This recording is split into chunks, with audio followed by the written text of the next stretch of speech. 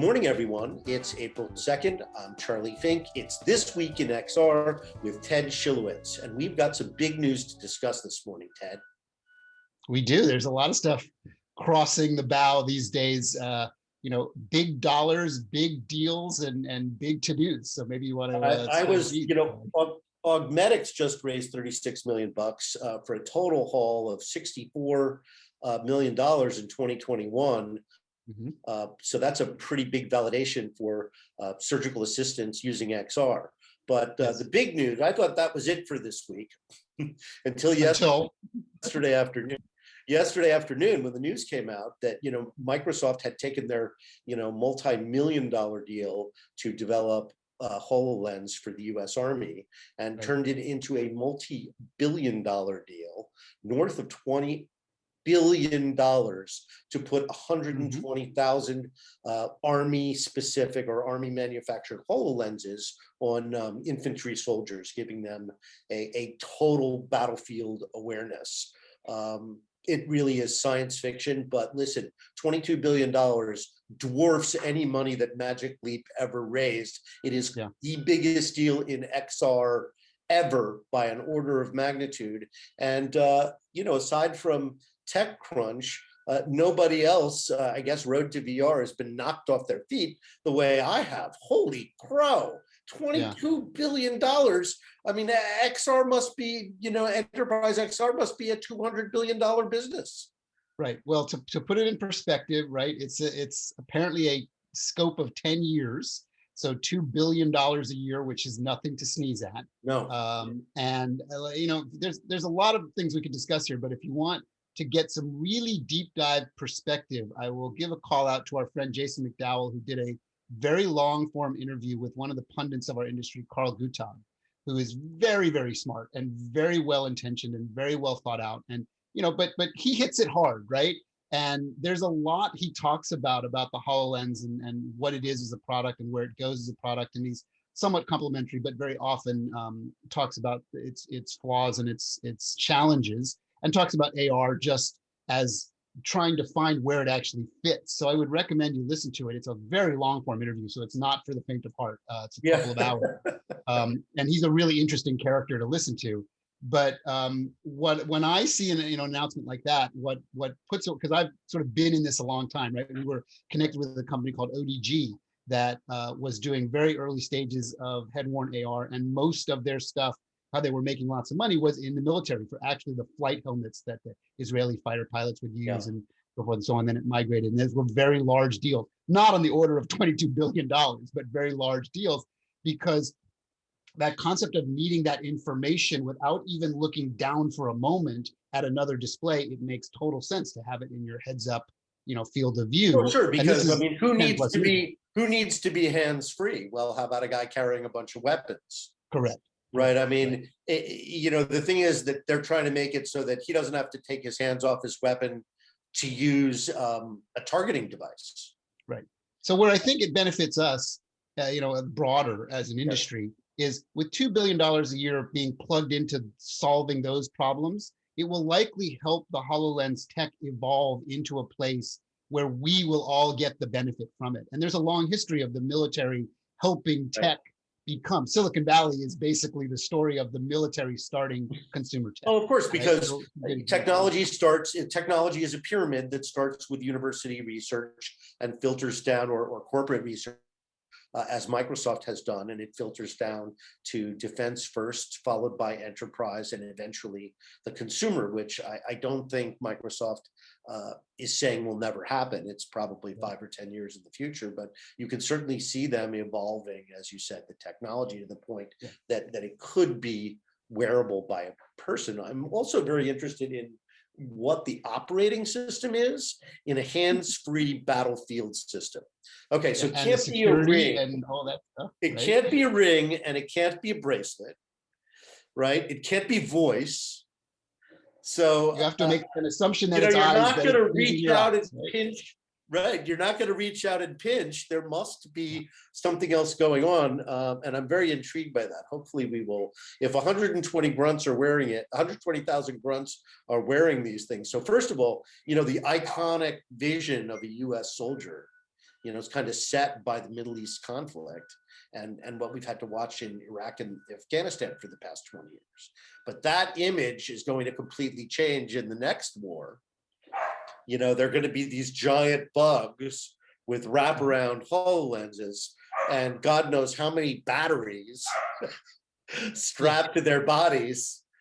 I think the biggest takeaway for us is with all of that investment and all of that testing and learning and figuring, there will be a downstream effect that we will benefit all from on the consumer front, the entertainment front, the use case front. And we're going to see things come out of this that are going to be really valuable. Just like how micro displays took over, everything, right? That's like comes from these very like refined applications that get used, and then we can use this for everything now. So it's a big deal for us in ways that may not be so obvious initially. Well, what's sort of interesting is last week we were talking about how Facebook is trying to create an operating system that is not voice or touch, but rather based on electromagnetic impulses from the brain. So that you could think, click, and click. You could think, target, and then target. So, I wouldn't be surprised if there is a convergence, as I talked about in my second book, a convergence of these kind of neural implants or brain impulse detecting devices that would perhaps some kind of AI or interface. The Army talks a lot about AI, but they're not very specific and how they're using it with the HoloLens. The other thing is that they keep mentioning, Microsoft mentioned in their blog yesterday that this relationship with AI that also could be pretty interesting, because maybe the AI knows it's on the battlefield and what it has to do. Yeah, and it's possible. And it's smart enough, and has trained enough that it knows what to do before the soldier does. Yeah. Well, and some of the first applications of this might not be, in battle itself. It might be actually tied to what Microsoft is doing with their, advancing the collaboration stuff, right? I've been experimenting a lot and been in these mesh sessions with folks from Microsoft and HoloLens too. And it is pretty remarkable when you are in your own environment, bringing objects in, so you can see a strategy session, right? I mean, a lot of obviously military is not the war itself. It's all the planning and thinking and logistics and being able to help a community and lay out all these different services. But you could definitely see, three, officers standing around a three-dimensional map of the battle space wearing HoloLenses. So that may be the first applications. The other thing, of course, is that they keep mentioning the Azure cloud. As well as AI. And so that suggests that they're in some kind of space where they can maintain a satellite uplink. Right. Because I guess they could use Elon Musk's his version, his SpaceNet or whatever it's called. But I think they kind of like using their own satellites. I think they set up local area networks for a lot of their work and stuff like that. So it's interesting. Anyway, it's a big to do. Amazing science fiction stuff coming to life. And of course, once you've got a 3D model of the battlefield, you can bring robots into it and have them work very specifically, with, constantly being updated by the network. They're going to launch a bunch of drones over the battlefield. There'll be infrared sensors. They'll be able to spot friendlies versus civilians versus enemy combatants. I mean, it could be, because, the HoloLens really is an operating system for IoT. In the enterprise, right? It's not sitting there by itself, but it's part of a whole system of sensors and the digital backbone of most businesses doesn't exist outside of that. So that connection to the Azure cloud is an obvious one, but how it figures into a combat situation, hopefully we'll learn more about that. And as you say, it'll filter down and help the rest of XR the way it is helping. Good segue, augmetics. How much do you know about augmetics, Ted?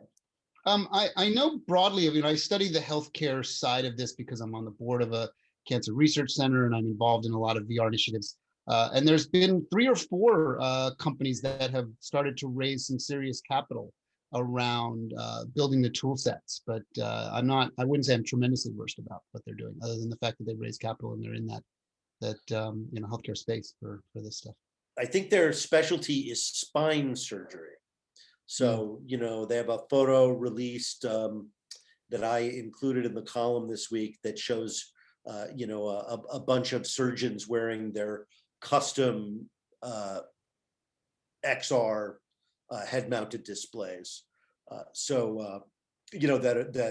Guide instruments and kind of give them using CT scans and other, and other images to help them place micro instruments, into the spine where, millimeter accuracy is so incredibly important. So it's a, great advance in medicine and another great piece of news for XR. So, I thought these predictions of, $250 billion of enterprise XR this year were kind of crazy.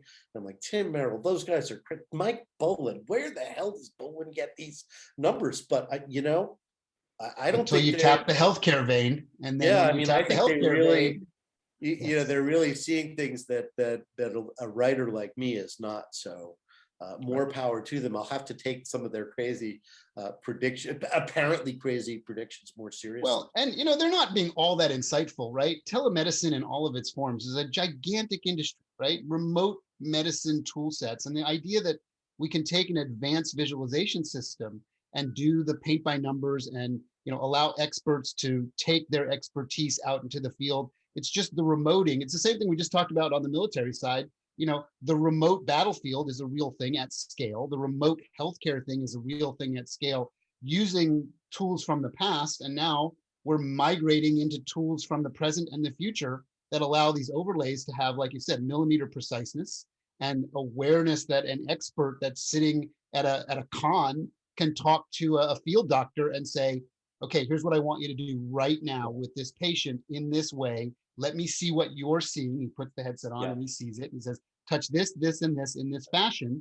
And that's going to be a huge business. It already is. Well, that's right. Sure. You take a low-level worker in the field and you turn them, at least for the period of that session, into a highly trained technician.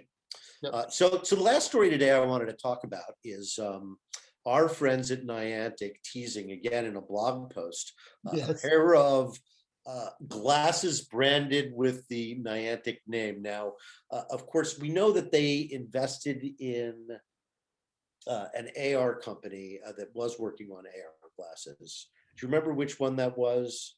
I don't. My perspective is on this is being pretty close to our friends at Qualcomm and knowing that Niantic has been working very closely with Qualcomm on that same chipset that a lot of the AR users that are doing the bird bath design connect to the smartphone sort of experience, the sort of like lower cost heads up display as opposed to a full stack like a HoloLens. I mean, it seems like they're going in a direction where they're going to end up competing with Snap and Snap Specs for a world scale entertainment device.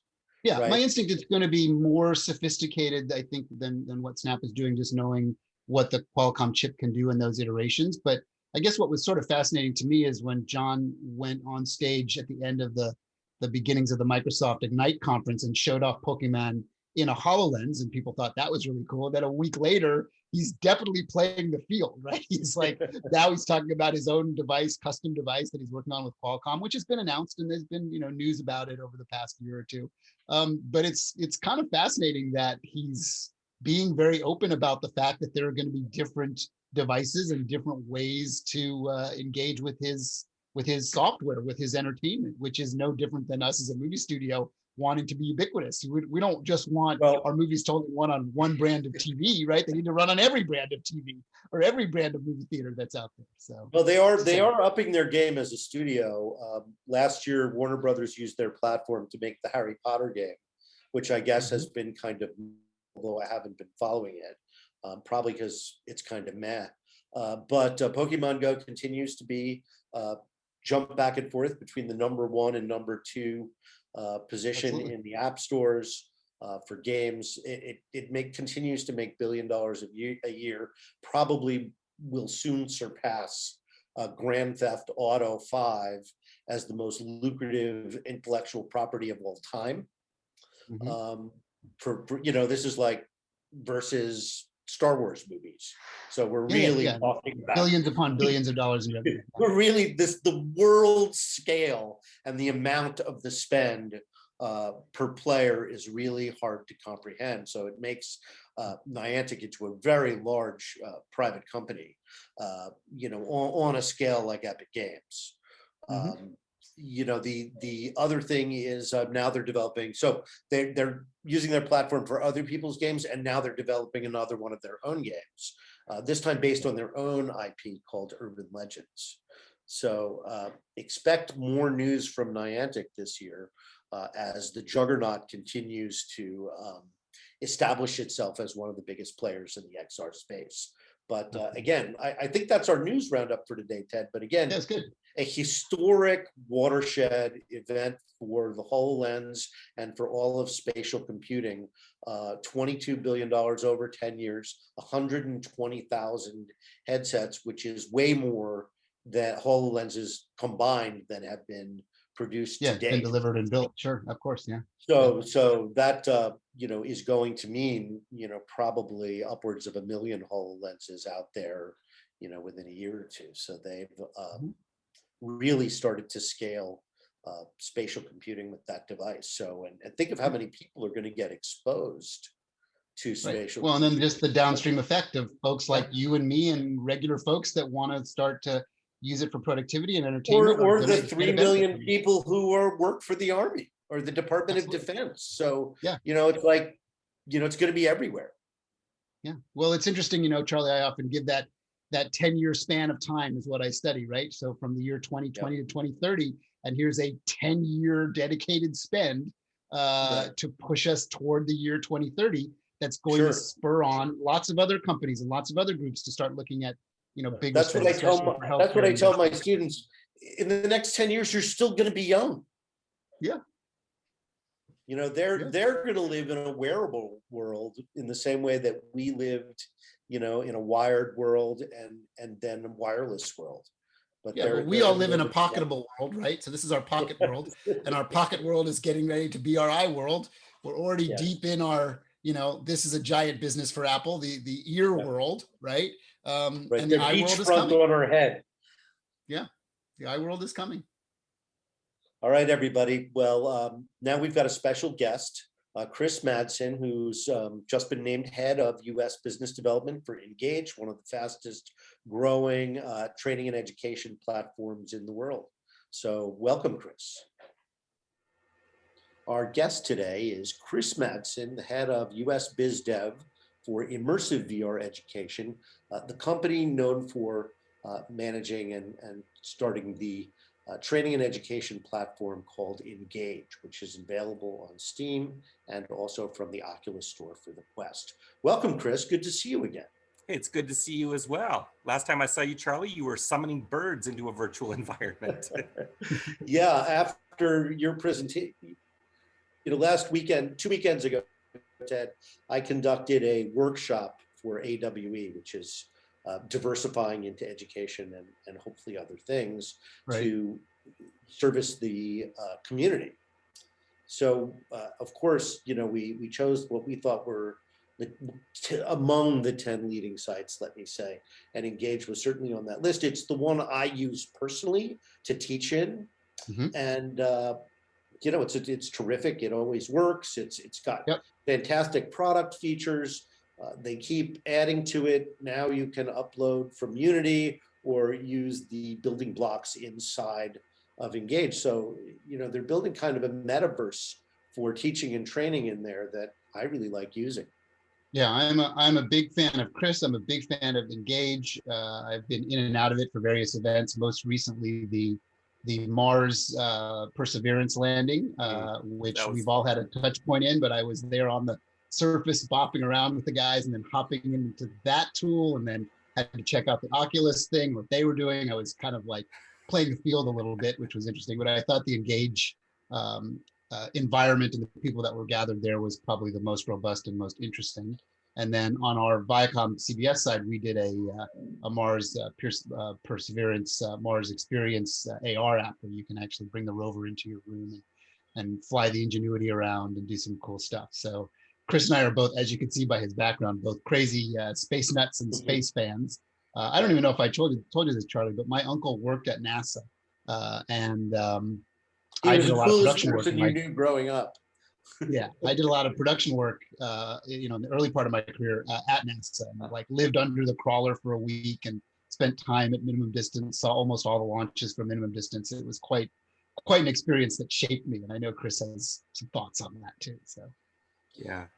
Chris and I were talking before we started taping a little bit about his journey through the AR VR industry that led him to working with Engage. Do you want to tell us a little about that, or let me stop that and say, you want to talk more about Engage, or can we talk about you right now? Yeah, we can certainly, because my paths intersect with Engage, actually.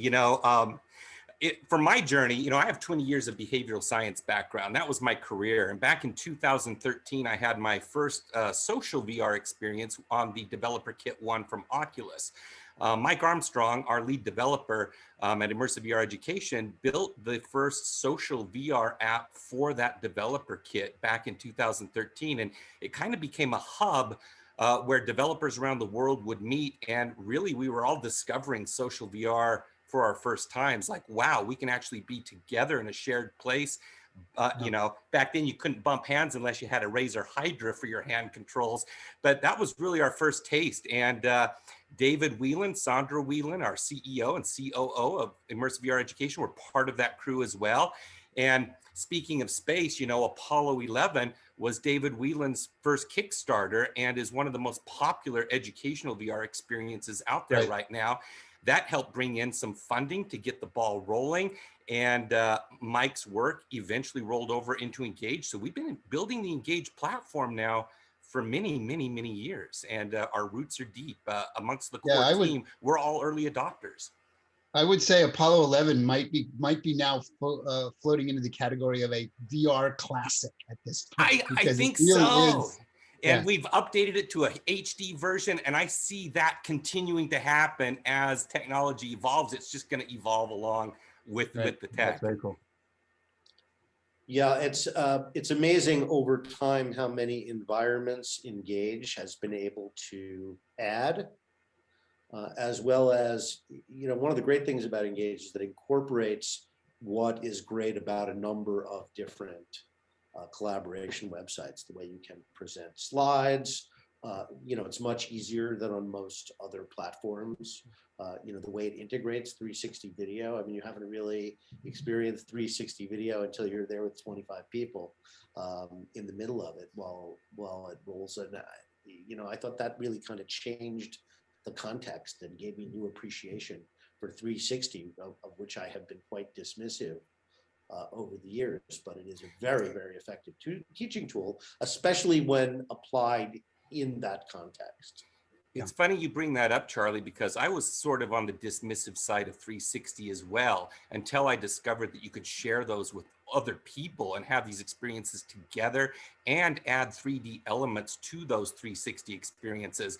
And now, honestly, it's one of my favorite things to do on the platform, because as you know, YouTube probably has close to 2 million 360-degree experiences, which makes it very low-hanging fruit for educators. Or if you just want to get together with friends and family. The other night, I spent about 2 hours with friends just exploring the Amazon rainforest in fully immersive 360. It's an incredible experience.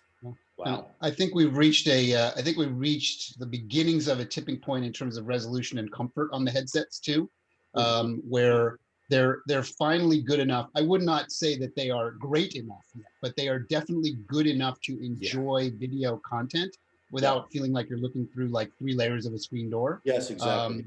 And you kind of have this renaissance again of this is beautiful. Like when I do my supernatural workouts, when I watch those 3-dimensional those 3D 360 captured backgrounds, I just for a moment just take a look around and they go, this is great. And then I think to myself, boy, just imagine 2 more turns of the technology and we get to a really high fidelity, lightweight device. This will become a main part of the media experience. So you're absolutely on the right track. Yeah. And I'll tell you, one of the most important things I think that we're seeing right now is the fact that we have these creative tools available across many platforms that allow folks like myself, which, I come from that mental health, behavioral science background. I'm not a creator. I was not trained in this. But now all of us, now that we've got these magic wands that we can do these amazing things in virtual reality, creating the tools that make it simple enough for folks like us to take what's in our head and bring that out into an immersive, interactive experience is incredibly powerful. And we're seeing these tools just get easier and easier to use across the board. And this is just going to open up a creative boom for everybody, because now teachers can be rock stars in whatever environments they imagine. Yep, totally agree. Oh, Charlie, you're muted. Sorry, you're muted is going to be the saying of 2020. But I've got dogs barking in the background. Another 2020 classic. But I wanted to talk a little bit about how the pandemic has affected teaching online and training online, and how Engage has changed as a result. You must have more than twice as much traffic as you had this time last year. 600% increase, Charlie, just in the last 4 or 5 months. It is booming. It's crazy. We're hiring like crazy on our team right now. But yeah, we're seeing this big shift amongst businesses and amongst educators. I can give you an example. Stanford University, they do this summer coursework where they take people into the anatomy lab and they use human cadavers and all of these things. And they were like, what are we going to do? And so they actually made a digital twin of the lab and did use photogrammetry to bring the cadavers and some 3D CGI into the experience. And they did a hybrid model with their students and got rave reviews, by the way. They got all this documented with surveys and everything, rave reviews. They sent Quest headsets out to everybody. And they did the courses between using Zoom and then doing the real hands-on stuff inside of virtual reality. Huge success. Right. And in fact, they're expanding that program right now. Yeah, it's great. Yeah, we're seeing this across the board, right? I mean, this is happening with a lot of different institutions starting to understand the power of this medium for training and use case and learning and stuff. We recognize, Chris, very early on. Like there's a value to simulation behavior, right? If you can't be there in person, what's the next best thing? Let's simulate it. And now, because we can simulate it at a consumer level with a headset that's effectively $300 to deliver. I'm doing things with groups from these large consulting firms like PwC, where they're bringing in executives and board members that have never been in VR and they use a tool and they go into they're using something called Arthur, which is another sort of platform that has similar touch points. So it's interesting when you start to see success points. And Charlie, you'll remember when we had our friend Eric from Media Monks on, he coined the term, or at least brought it up to us, the 7 sisters, right? Where when something gets like a real understanding of there's going to be some juice here to squeeze, there's going to be a use case in a business, you end up getting sort of 6 or 7 different versions of it almost right away. So the fact that you've been in it for such a long time and you've been evolving your tool makes it all the more important, because now there are 6 or 7 things that are kind of lookalikes and feel-alikes. So you're on the right track. And early stage of figuring it out means you are very much on the right track. Yeah, thank you. Yeah, I think there's going to be a few things that are going to kind of set people apart. One is going to be the aesthetics of the platform. Crucial is going to be the ease of use of the various tools to get done what you need to get done. Friction is a huge issue in collaboration. And we're still dealing with, everywhere, we're still dealing with that, right? You have to be cross-platform. You have to meet people where they are. And ultimately, we have to, the tyranny of the app is holding everybody back. Mm-hmm. So as 5G evolves, hopefully we'll move toward a WebXR paradigm where, like Zoom, it's one-click invitations. Yeah, single sign-ons, all that fun stuff. Yeah. So, Chris, tell people that are listening how they can find it, the kind of experiences they can check out, where they sign up. Give them all the background so that they know how to engage, engage with you. So you can find us on all the headset stores. The Oculus, Viveport, Steam, Pico store, all that. We're also, available on iOS devices. So your smartphones, we're also, you can download everything at engagevr.io. That's our website, engagevr.io. And all kinds of great examples that you can see on the platform. So if you pop in, make sure you check out the content section where you can go in and watch Oxford professors giving what would typically be a normal lecture, but we've taken those spatial recordings of them, brought them into the platform, and then added some very interactive and awesome elements around those instructions to really bring them to life. It's really an evolution of the PowerPoint, right? Taking it to the next level.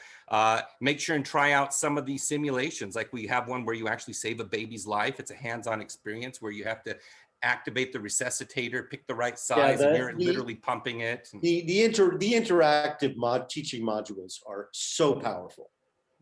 Yeah. And what's great is when you talk about the interactive teaching mods, these are things that educators right now can create on their own using our editor. The editor is extremely powerful, intuitive. You don't need to know any coding. You can create some very remarkable experiences using that. Right. Yeah, and I see that Victory ER is actually doing that I experienced a maze they did, which was built around learning about Leonardo da Vinci. Yeah.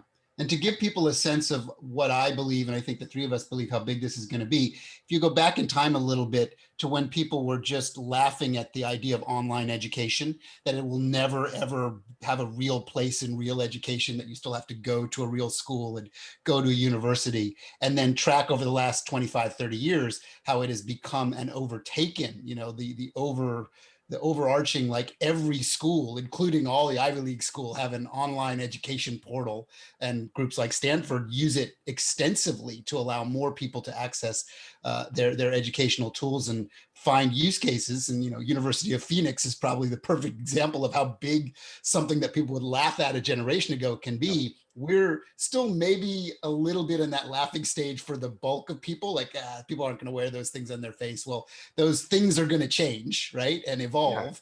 Yeah. And it is going to be a absolutely mainstream part of society and how people learn. So I think you are on the right track. And it's going to be the creators themselves that are going to make the difference, right? The technology is what it is. It's amazing, but without the creators, it's nothing. And this is what we hope to, inspire, is for teachers to get in there and share their visions easily and create some amazing things. Chris, it was great to see you and great to chat with you this afternoon. That's all we've got for our show today, but it's great to see you. Congrats on your new position, and congrats to Engage and continued success. Wow, 600% growth. I think that's remarkable, and something that tells us a lot about what the pandemic has done for social sites that help us, because we want to be together when we have to be apart. See you next week, everyone. Always a pleasure. See you in the metaverse, guys. Thanks for joining us, Chris. Thanks, everybody.